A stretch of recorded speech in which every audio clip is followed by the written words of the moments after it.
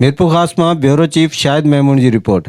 ईंदड़ हुकूमत मुस्लिम लीग नून जी हूंदी जल्द नवाज शरीफ मुल्क ईंदो। मुल्क जो हालतू ख़राब कंदड़ पीटीआई वारा आहिनि जंहिं IMF सां अवाम दुश्मन मुआहिदो कयो, जंहिं करे अवाम जो जीअण जंजाल बणिजी वियो आहे।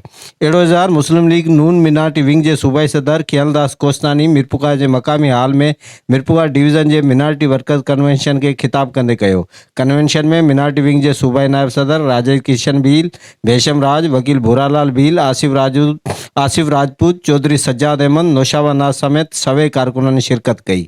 खियलदास कोस्तानी वधिक चयो त मुस्लिम लीग नून जे 2017 वारे दौर में मुल्क जी खुशहाली ऐं तरक्की वारो दौर हो। आम वाइपे जूं शयूं सस्तियूं हुयूं। उन दौर में सिंध समेत सॼे मुल्क में मोटरवेज़ जो ॼार विछायो वियो।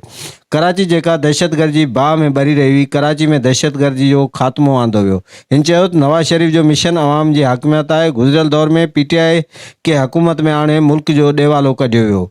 PTI जे दौर में सॼी दुनिया में असांजा दोस्त मुल्क बि साथ छॾे विया, जंहिं बाद मियाँ शहबाज शरीफ अची पंहिंजी सियासी डाफ सां मुल्क खे डिफॉल्ट थियण खां बचायो।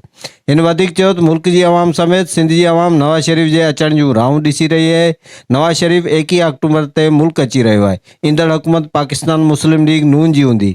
हिन चयो त सिंध में मौजूदा निगरान हुकूमत PP जी मर्ज़ी आहे। जॾहिं वर्कर कन्वेंशन के खिताब कंदे मिनारिटी विंग जे सूबाई नायब सदर राजेश किशन भील चयो त पीपल्स पार्टी जी सिंध में गुज़िरियल 15 सालनि जे हुकूमती दौर में रिकॉर्ड करप्शन थी आहे। जॾहिं सिंध में धाड़ियल जो राज आहे, बदामनी उरूज ते पहुतल आहे, रोज़ माण्हू अगवा थी रहिया आहिनि। जॾहिं अक़लियतनि सां पिणु ज़ुल्म थी रहियो आहे। रोज़ जे बुनियाद ते असांजे नाबालग नियाणियुनि खे अगवा करे मज़हब तब्दील करायो वञे थो। जेकॾहिं सिंध जे अवाम खे पंहिंजा हक़ हासिल करणा आहिनि त वोट जी ताक़त सां हक़ वठी सघनि था। उन करे सिंध वासियुनि खे ईंदड़ इलेक्शन में पंहिंजो वोट नून लीग जे उम्मीदवारनि खे ॾियणु घुरिजे। हिन चयो त नून लीग असांजे अक़लियती नुमाइंदनि खे ईवाननि में आंदो आहे। नून लीग मुल्क जी तरक़ी ऐं खुशहाली जो नालो आहे।